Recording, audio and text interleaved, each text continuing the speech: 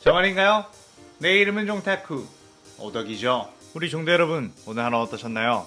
오늘은 인게임 미션 유의 칼날의 염주 랭국 교주로 몸속에 유튜브 종타쿠가 들어간다면 어떻게 될지 대한 가상 시나리오 오브입니다. 이 영상에는 원작의 스포일러와 개인적인 견해가 있으니 그 점 유의하시길 바랍니다. 大丈夫ですか? 그럼 시작해볼까요?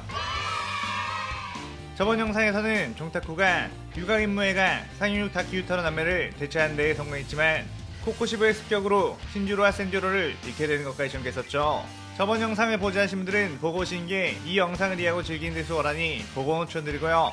이 가상시나리오를 컨텐츠는 원작의 고증을 철저히 따라가는 매끄러운 진행들이 않기 때문에 어느 정도의 설정으로나 능력치 보증은 이해해 주셨으면 좋겠습니다. 그럼 오늘의 가상시나리오 시작하겠습니다. 종타쿠는 가족을 죽인 코쿠시보를 잡기 위해 이를 갈고 있었는데 사실상 코쿠시보는 원작에서 무한성에서 첫 등장하기에 그가 어디인지를 알 수가 없는 상황. 그를 만나기 위해서라면 사실상 원작처럼 무한성에 들어가야만 한다는 걸 알았죠. 종타쿠는 곰곰이 생각을 해보다가 이 다음 에피소드는 대장장의 마을편이라는 걸 알았고 우베야키 당주에게 마음을 추스르기 위해 대장장의 마을에서 쉬고 있다고 말을 해 그곳으로 휴가를 떠나게 되었습니다. 미치루 역시 큐요를 위로하겠다며 휴가에 동참하게 되었고 종타쿠는 더 이상 그 누구도 일어서는 안 된다며 완벽한 승리를 다짐했죠. 이튿날 탄지로와 네리쿠, 무이치로 역시 대장경의 마을에 오게 되었고 종타쿠는 지금이 바로 상현이 들이닥칠 시점이 왔다는 것을 알았습니다. 상현의 교쿠와 상현 한텐구는 코쿠시보가 염주를 살해했다는 소식을 듣고 자신들도 분발해야겠다며 탐색 중 대장장의 말을 찾게 되었죠. 상현이 자신들이 피할 때 검사들을 사냥하기로 마음을 먹으면 그야말로 압살할 수 있다고 생각했고 교코는 대장장이들이 모여있는 대장간을 집중적으로 공략하고 한텐구는 집안에 있는 이들을 죽이려고 생각했습니다. 그렇게 야심한 밤에 한텐구는 귀기를 최대한 숨긴 채 검사들이 모여있는 듯한 방으로 들어갔는데 들어가자마자 갑자기 칼날이 내려와 목을 베어버렸죠. 한텐구는 어떻게 내가 여기로 들어올 것을 알았지? 라며 당황했는데 종타쿠는 씩 웃으며 만화를 많이 보다 보면 알 수 있지 라고 했습니다. 한텐구는 곧바로 분신으로 나눠져서 종타쿠에게 대응을 했지만 종타쿠는 압도적인 실력으로 한텐구의 몸을 베어버리며 당장 무장과 코코시보 녀석에게 전달하고 염주는 살아있고 또한 우리 쪽에서 데리고 있는 혈귀인 네이코는 이미 태양을 극복한 몸이라고 했죠. 멀리서 큰 바위 틈에 숨어있던 한텐구의 본체는 그 이야기를 듣고 엄청나게 놀라며 그 사실을 무장에게 텔레파시를 통해 알리게 되었는데 그 순간 갑자기 탄지로의 히노카미카오라 나라와 한텐구 본체의 목을 베어버리게 되었습니다. 종타쿠는 탄지로에게 미리 어떤 혈기가 찾아올 수도 있는데 전투가 벌어지면 곧바로 뛰어난 후각으로 숨어있는 혈기를 발견해 죽이라고 했죠. 또한 무이치로 역시 상현의 교쿠와 한참 싸우고 있었는데 수옥발에 갇히는 등 꽤나 고전하긴 했지만 스스로의 힘으로 각성해 교쿠의 목을 베어버리는데 성공했습니다. 종타쿠는 이것으로 혈귀들과의 최종 결전을 위한 미끼를 무자에게 던진 셈이 되었고 무자는 네지코의 태양 극복이라는 그 미끼를 물게 되었죠. 며칠이 지나고 어느 날 밤 무자는 혈귀들이 드디어 찾아낸 우베야키 저택 앞으로 가게 되었는데 그동안 자신을 그토록 귀찮게 만들었던 귀할 때의 당조를 자신의 손으로 마무리 지을 수 있다며 기뻐했습니다. 무자는 우베야키 저택의 문을 열고 그 안으로 들어갔는데 그 안에서 병들어 다 죽어가고 있는 우베야키 당주를 보게 되었고 귀할 때의 수장이라는 자의 저택을 지키는 자도 없이 이렇게 무방비로 있어도 되는 거냐고 비아냥거렸죠. 우베야키 당주는 어차피 나는 병들어 곧 죽을 몸 이런 데에다가 병력을 쓰는 건 낭비라고 했습니다. 무자는 너 따위 약해 빠진 것이 수장이라는 것에 참 어이가 없다며 네이코라는 혈기는 어디에다가 숨겨뒀냐고 물었죠. 우베야키 당주는 니녀 혈기 노릴 거 알고 며칠 전에 그 혈기의 목을 베어 소멸시켰다 라고 거짓말을 했고 무자는 그 말에 흥분해서 그런 개념 없는 짓을 했냐며 촉수를 꺼내 우베야키 당주 몸을 찔러버렸습니다. 그에 우베야키 당주는 크크 오늘로써 니 녀석은 끝이다. 내가 니 녀석을 함께 지옥으로 끌고 갈 수 있다니 랭고쿠 고맙구나 라고 하며 자폭을 했죠. 우베야키 당주의 집에는 수많은 폭약이 설치되어 있었고 우베야키 당주의 몸에 위해가 가해지면 자동으로 터지도록 장치를 해놨습니다. 무자는 엄청난 폭발에 휘말렸지만 이 정도로 내가 죽을 줄 아느냐며 재생을 하려고 했는데 그 폭약의 파편에는 수많은 일륜도 재질의 철이 모여 있었고 그 조각들이 무잔의 몸에 박히자 재생이 쉽게 되지 않았죠. 더군다나 순간 탐화효가 튀어나와 무잔의 몸에 자신이 만든 모든 너프약을 집어넣었고 무자는 소용없는 짓을 한다며 타마요를 박살내버리게 되었습니다. 그때 숨어있던 귀할대 주들이 한꺼번에 튀어나와 약해진 무장에게 각자의 호흡으로 공격을 했는데 무자는 나킴의 무한성 안으로 들여라 라고 외쳤죠. 무잔 역시 이 정도의 함정은 있을 거라고 생각했지만 나킴의 공간분리 능력이 있기에 오히려 귀할대 주들을 모두 무한성으로 끌어들이기 위한 계략이라고 생각했습니다.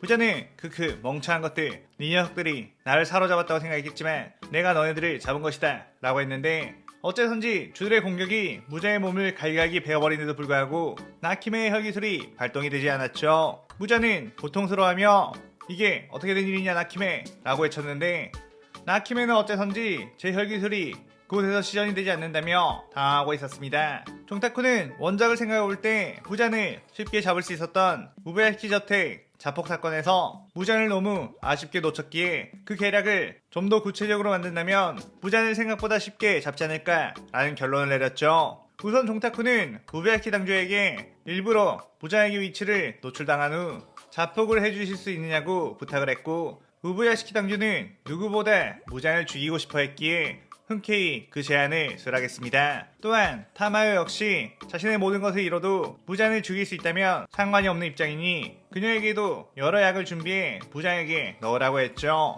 여기까지는 원작과 같았지만 달라진 점이라고는 저택 근처의 자인판주들, 원작에서는 폭발이 일어나고 나서 조금 시간이 지난 후에야 도착을 하지만 이번에는 무잔이 제대로 회복할 수 없을 정도일 때 곧바로 타격을 입히는 것, 또한 가장 중요한 것은 유시로의 결기였습니다.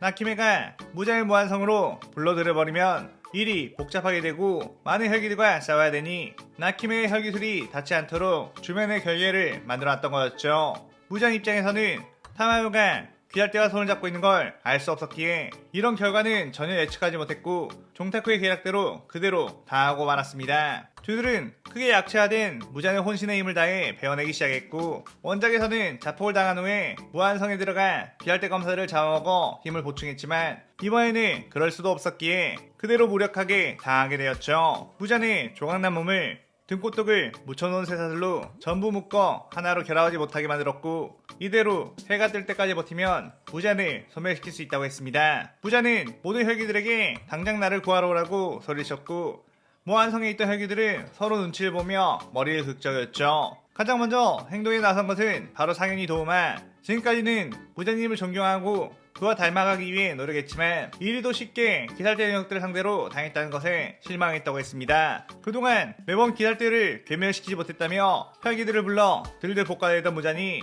자신은 단 한 명의 주도 죽이지 못했음에 혈기들의 민심이 바닥으로 추락을 했죠. 도우마는 나는 그냥 원래 하던 대로 만생을 학교 발전을 위해 힘이나 쓰겠다며 무한성에서 나가버렸고 수많은 혈기들도 그 모습에 자신도 그냥 조용히 지금처럼 숨어 지내겠다고 나가버렸습니다. 다만 상일 코쿠시보만이 그대로 귀할대 본부 쪽으로 출격했고 그 코쿠시보 앞에는 종타쿠가 있었죠. 코쿠시보는 종타쿠를 보자마자 네 녀석의 그 외모, 네가 바로 그 염주로구나 라고 했습니다. 종타쿠는 네 녀석 감히 신주로와 센주를 죽여?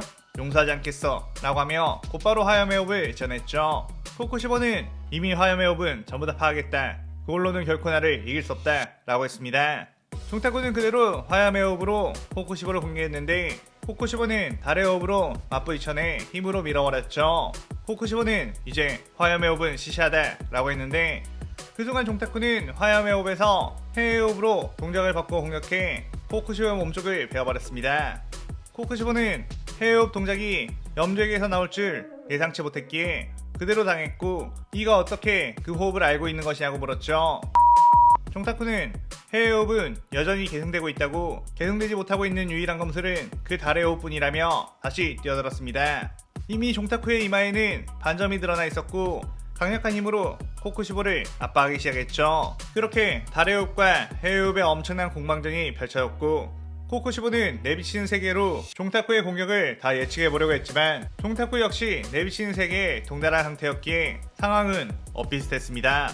심지어 종타쿠는 아카자와 상대했을 때처럼 타마의 약을 발라놨기에 한번 종타쿠의 베인 상처는 코쿠시보의 재생력을 막았죠. 코쿠시보는 확실히 네 녀석의 그 실력이라면 아카자를 충분히 이겼을만 하다고 어린 나이임에도 이 정도의 실력을 쌓은 거면 소위 말해 천재라고 부를 수 있겠다고 했습니다. 하지만 코쿠시보는 수백 년간 검술만을 위해 살아온 혈기 또한 체력 자체도 쿄조로의 몸보다 월등하게 높았던 상태였기에 시간이 가면 갈수록 밀리는 쪽은 종타쿠였죠. 종타쿠는 슬슬 조바심이 나기 시작했는데 괜히 복수랍시고 1대1로 코쿠시보를 상대한 거 아니냐고, 아무리 쿄조로의 몸을 단련시켰다고는 하더라도 애초에 한계점이 있는 인간의 몸, 원작에서 해외호흡을 모두 깨우친 단지로도 압도적인 실력을 뿜어내지 못한 것을 보면 해외호흡이라는 것 자체는 그렇게까지 사기적인 검술은 아니고 그저 요리치가 강했던 것이라는 걸 새삼스레 느꼈습니다. 지금의 내비신 세계와 해외호흡, 반점, 그리고 탐험의 약을 가진 쿄조로라고 해도 암주 교메이보다 살짝 더 강한 수준일 텐데, 원작의 코쿠시보는 그 교메이와 사네미, 게냐, 무이치로까지 해서 온갖 방법으로 겨우 해치웠던 상대, 역시 이 몸으로 1대1은 무리였나? 라는 생각이 들었죠. 코쿠시보는 이 정도로 완성된 검사의 싸움은 너무나도 즐겁다며, 특히나 해외호흡을 이렇게까지 쓴 상대이니 내 모든 것을 걸고 이기했다며 승부욕을 더욱 타오르게 했습니다. 원작에서 다른 검사들과 싸웠던과는 다르게 코쿠시보는 요리치에 대한 열등감으로 평생을 살아왔으니 요리치의 검술인 해외호흡을 깨부시는 것이 자신이 지금까지 했던 모든 것의 의미라고 생각하기에 오히려 더욱 버프를 줘버린 상태였죠. 종타쿠는 젠장 이것까지 계산하지 못했다 라며 절망감이 들었고, 코쿠시보는 자신의 모든 귀기를 끄집어내 엄청난 규모의 달해호흡 검술로 돌진해왔습니다. 종타쿠 역시 해외호흡으로 그 공격을 맞받아쳤지만 코쿠시보의 칼이 종타쿠의 복부에 그대로 꽂혔고 입에서 피를 토하게 되었죠. 종타쿠는 엄청난 고통에 정신까지 혼미해졌는데 갑자기 옆쪽을 보니 쿄조로 죽음의 클리셰인 루카가 저벅저벅 걸어오고 있었습니다. 종타쿠는 엄마 안돼 오지마세요 라고 했지만 루카는 온화한 미소를 지으며 계속 걸어왔고, 지금까지 정말 잘해줬다, 네 덕분에 무장을 퇴치할 수 있게 되었으니 뒤는 다른 귀할대 검사들에게 맡기렴 이라고 했죠. 종타쿠는 으악 안돼 이러면 나만 죽는 배드엔딩이잖아 라고 소리쳤지만 눈앞이 흐려지며 유유히 칼을 자신의 허리춤에 넣는 코쿠시보의 뒷모습을 보게 되었습니다. 코쿠시보는 해외호흡을 완벽하게 쓰는 검사를 이겼다는 것에 그동안 자신을 따라다녔던 요리치에 대한 열등감에서 해소되게 되었고, 무장도 패배한 지금 어차피 자신이 최강의 존재가 될 테니 굳이 귀할대와 싸울 이유가 없다고 생각해 그대로 아무도 찾지 않는 곳으로 사라져버렸죠. 그렇게 귀할대는 쿄조로의 뛰어난 측량 덕분에 부장을 잡아냈다며 쿄조로를 귀할대의 영웅이라고 칭했고, 쿄조로의 희생을 영원히 잊지 않겠다며 다들 숙연해졌습니다. 그토록 종타쿠가 꼬시려고 했던 연주 미치리는 쿄조로의 장례식에서 사주 이구로 오가나이가 위로해주다가 눈이 맞게 되었고 둘은 해피엔딩을 맞게 되었죠. 그 모습까지 영혼이 되어 지켜본 종타쿠는 눈물을 흘리며 영웅 싫어, 희생 싫어, 내 해피엔딩 돌려줘 라고 포효를 했고 베개에 눈물이 젖은 채 꿈에서 깨어나게 되며 이 시나리오가 끝이 나게 됩니다. 자, 이렇게 종타쿠 쿄조로 시나리오가 끝이 나게 되었는데 이번에는 전개를 바꾸어 무잔을 먼저 처치하고 마지막 끝판왕으로 코쿠시보를 배열해봤어요. 항상 주인공이 이기면 진부하기에 이번에는 쉽게 승리를 가는 것 같으면서 마지막은 종타쿠의 패배로 끝을 맺어봤네요.